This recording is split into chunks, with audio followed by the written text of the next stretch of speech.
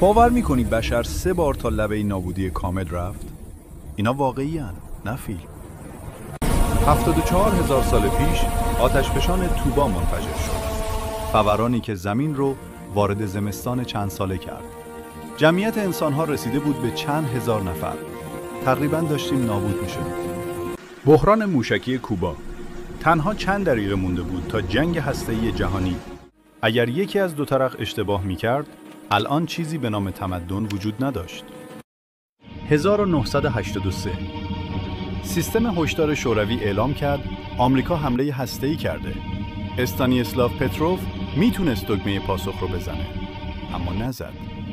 یه نفر تنها دنیا رو از نابودی نجات داد. اگه فقط یکی از این لحظه ها طور دیگه ای رقم میخورد، ما امروز اینجا نبودیم. تاریخ از مرز مرگ زیاد رد شده، بیشتر از چیزی که فکر میکنی. اگه از این سبک ویدیو خوشت میاد، لایک رو بزن و کانال رو سابسکرایب کن.